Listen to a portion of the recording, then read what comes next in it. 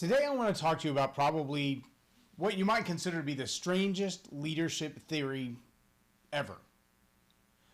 But I think you're going to find that it's true because this same principle has been in every high school movie, every Fast and Furious movie, every war movie, every fight movie, every prison movie ever. The principle is really, really simple. The question is, how does it apply to everything from global politics to leadership of a team of 3?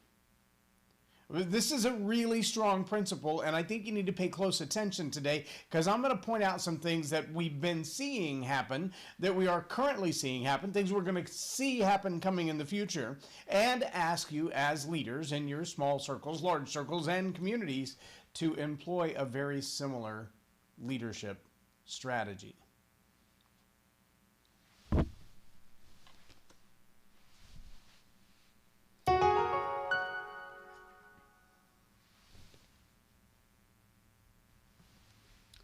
I'm J Loren Norris with Leading Leaders Podcast. And if you've seen any kind of fight movie, any kind of, whether it's Fight Club or it's a prison movie where somebody wrongly gets convicted and they get sent to jail, or you've seen any kind of high school movie where all the kids are picking on one kid and he gets a sensei or a Karate Kid kind of scene that he's told, here's how you win against the bully. They're all told the same thing over and over and over again. They're all given the same really simple instruction. Go after the biggest one first. Whoever's the biggest threat, whoever in that group, whether it's going into the prison, going into a battlefield, going into a war, going into a new classroom, whoever's going to be the biggest bully, whoever's going to be the most likely to pick on you, to put you down, go after them first and go hard. Go real hard. Because here's what you're going to find out. Either you're going to defeat them and scare the bejeebers out of everybody else who's not quite as bad as they are, or you're going to get your butt kicked, but at least they'll respect you for trying. Of course, it may end really bad and you end up in the infirmary or in the hospital or at the doctor's office, but hey, at least you tried. But the principle still applies. Go after the biggest, baddest, meanest, most likely to be a threat, because if you successfully take them out, everybody else steps down. Nobody wants to come after you if they think you can take out the one that they've been counting on to defend them. If they think that you are vicious enough, formidable enough, that you can take out their big defender, then, what chance do they have? Now, I can tell you through the course of my life, I've been on both sides of that. I've been bullied, and I've been a bully, sadly enough. In my middle school days, I was quite a bully. All that changed in one day. But I remember both sides of that. And now, I didn't think when I was being a bully that I was being a bully. I didn't realize that I was being a bully. But when I was put in my place, I stopped being a bully. When I watch bullies now, some of them are just behind a microphone, in front of a camera. Some of them hold political office. Some of them are military leaders or corporate leaders or world leaders. They're all over the place. There are bullies everywhere. You've experienced them. You may have experienced them as a kid. You may have experienced them in grade school or middle school or even high school or even college. You may have experienced a bully who was your professor or your teacher or your manager or the big boss. If you've ever experienced a bully, you know the same thing is true. While you're being bullied, you feel helpless and defenseless. You feel like there's nothing I can do about this, and anything that I do about being bullied is just going to make it worse. So why would I fight back? Why? Just give them the milk money and move on with it. I mean, we're seeing that in our society right now. I think it was Prop 47 in California. One side spent $9 million to make sure that it passed. The other side that was trying to keep it from passing had about $500,000. They couldn't even come close. The big bully got Prop 47 passed. Well, what is Prop 47? Here's what it says. If you own a shop, your own little bodega, your own little we make hats and t-shirts kind of shop, and somebody comes into your store and decides that they like those hats and t-shirts that you make, unless the value of it gets over $950, don't even bother calling the cops. Because they're not going to arrest them. If they even come, they might get a ticket. They're not going to go to jail. And if you stand in the way of them and an incident happens and someone gets hurt, the likelihood that you're going to get sued is really high. Now you got to ask yourself, in this scenario, who's the bully? Is it the thief? Is it the person who put together the idea of Prop 47? Is it the people who funded Prop 47? Is it the business owner who's being robbed till they have nothing left and have to shut down their business? Who's the bully in this scenario? Here's a better question. If you're going to take on the biggest threat, the biggest bully first, who do you take on? If the principle applies across the board, who is the combatant, if you will? Who is the opponent? Who is the threat in that scenario? Is it the thief? Is it the store owner? I don't know how you discern that, but see, that really is kind of the point is, well, while we defund the police, we'll send community organizers to come and at least take the report, but what are they going to report? They can't write a ticket, and well, that's all we would do anyway is write a ticket, and since you can't stand in the way of the person who's stealing the stuff because there might be a legal issue resulting from that, then what are the odds they're even going to be around? So basically, you're going to send a note taker to come to the event and go, oh, they took something. Let me get a Post-it note. See, the reality is there's no recourse. You're just going to get bullied. We've seen it on the news and all over video, all over the web. They just walk in and Neiman Marcus or TJ Maxx or whoever they want to, take what they want to, throw it in a duffel bag, and walk out the door. Again, who's the bully? Well, see, if I zoom out far enough, though, I have to ask the question, what's with all the conversation from elementary school to the highest ranks of our military that is anti-American? America is a colonialist. America is racist, systemically racist. We can't even get over it. It's so bad. The people who are racist don't know they're racist. The people who hate everybody else don't even know they hate everybody else. It's that deep in their subconscious, in their psyche, in their, as a former president said, in their DNA. Again, I have to ask, who's the bully? It's a tough question. Who's the biggest, baddest on the block? Well, let me zoom out a little further. Because if I were sitting on a rock, say, 5,000 miles from Earth, I might look at Earth and think, if I looked for the biggest, baddest bully on that mud ball called Earth, I might see that good old USA has only been around for 240 years. They're the run. They're the small kid on the block, so to speak, when it comes to history and legacy.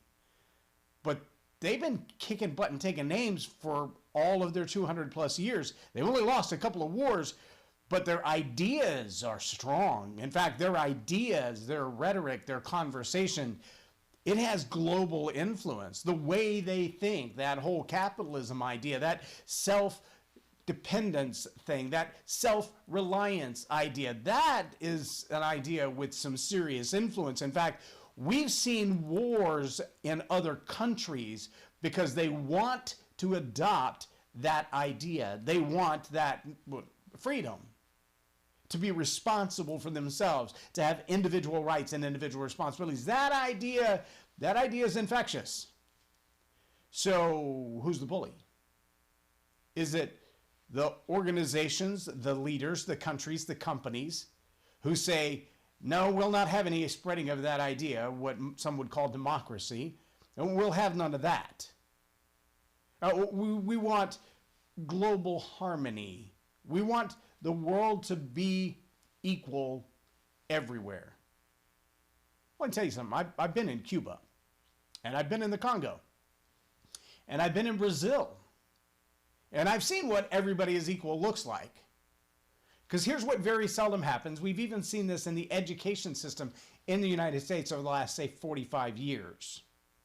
We've seen that lowest common denominator almost never rises up to catch the bottom because the lowest common denominator has very little incentive to do that. Instead, what normally happens is that in order for the lowest common denominator, those who refuse to do the work, those who refuse to show up to work, those who refuse to do the homework, instead of them rising up to catch up with the bell curve, what we find instead is that the center bell curve gets pulled down. When others realize there's no incentive to work, there's no reason that I should go to work, then we all end up not working. And the more people stay home, the less productive. And the more bored they get, the more mental illness they have.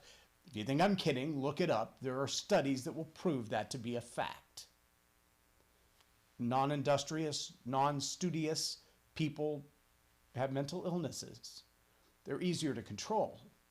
Wait, but that's not the American idea. No, not yet.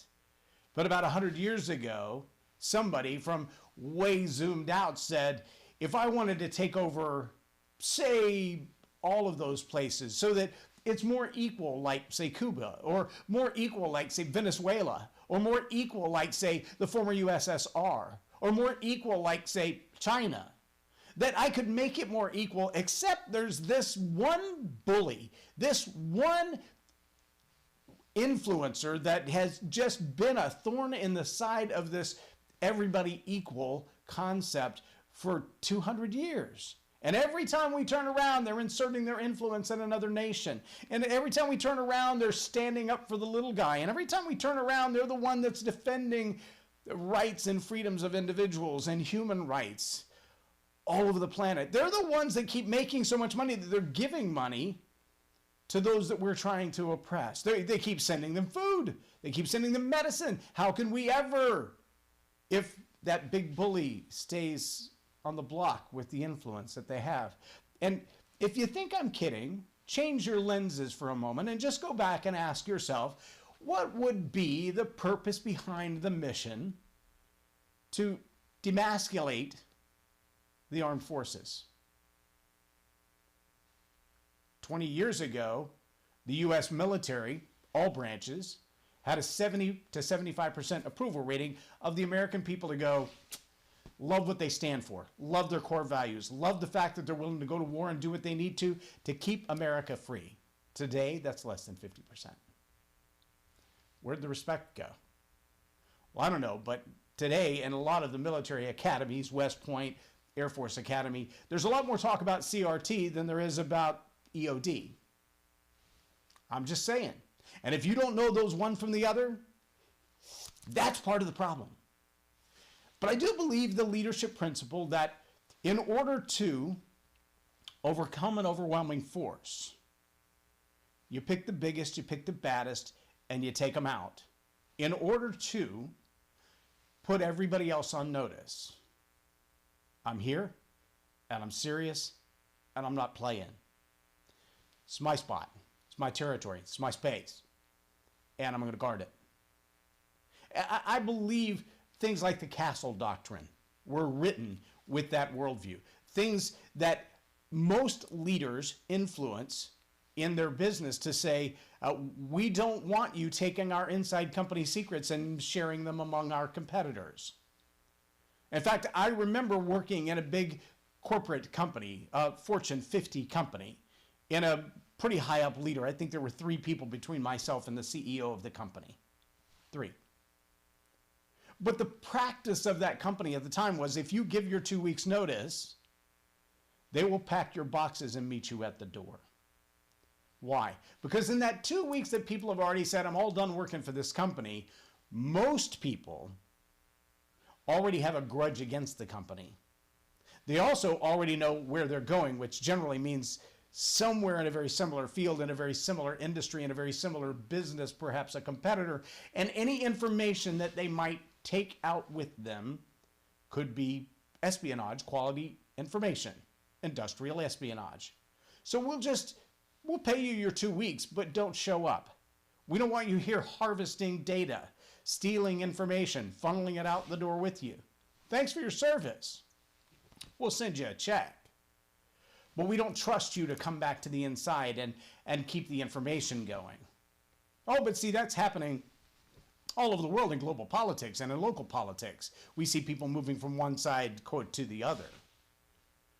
How do you stop the biggest threat any way possible. Any way possible. If you're a leader, you may be asking yourself, how in the world does this philosophy apply to me today? I'm going to make it really simple for you. I believe we're reaching a place today. If you haven't heard the word praxis, stop what you're doing right now and go look it up. Praxis. Go look it up. Don't use Google. Try DuckDuckGo.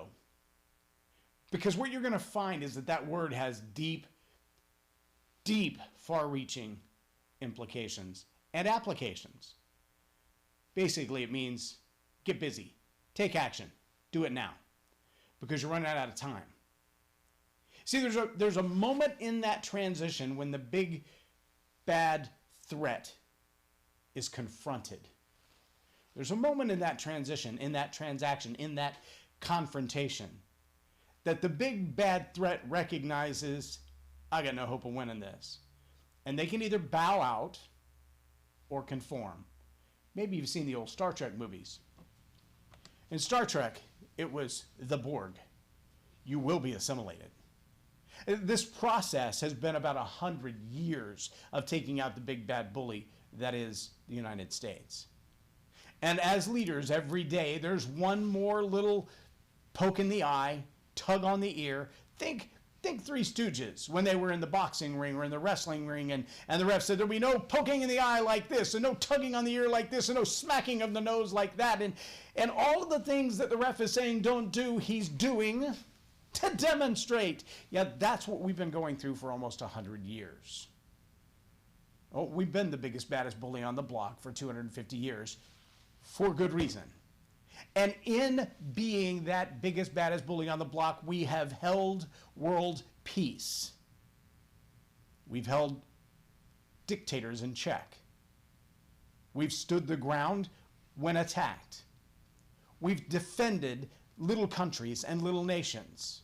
We've fed the poor. We've responded to natural disasters all over the globe. Like no country in the history of the world has been financially or morally able. But in the last 100 years, we've had the eye gouges, we've had the ear tugs, we've had the nose smacks, and we've found ourselves the victim of 10,000 flea bites, bleeding to death, losing our core values, losing our ground, losing our identity as Americans, as the ability to lead has left our hands and left our grip. And now is the time as a leader for you to stand up and realize that whether you're influencing 3 or you're influencing 10 or you're influencing 10,000, now is the time for you to stand up and say, these are the core values that I believe in. These are the core values that I'm willing to fight for. These are the core values that I believe if we don't stand up for now, we will lose them.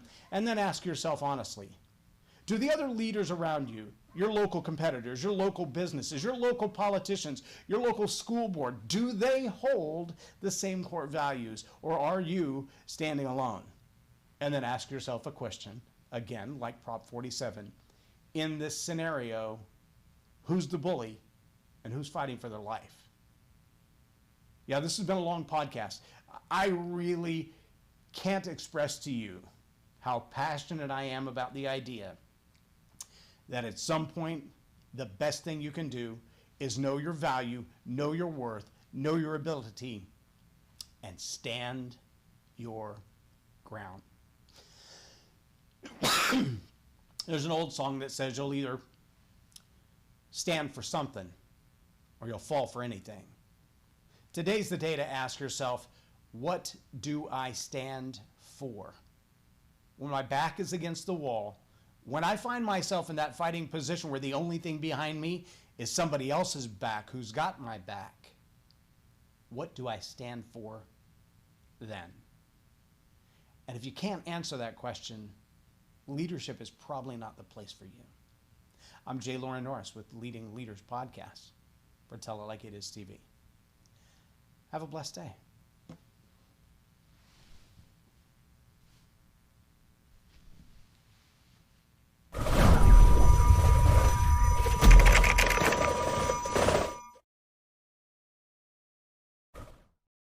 Subscribe now for our extensive video library of leadership lessons promoting faith, family, and freedom.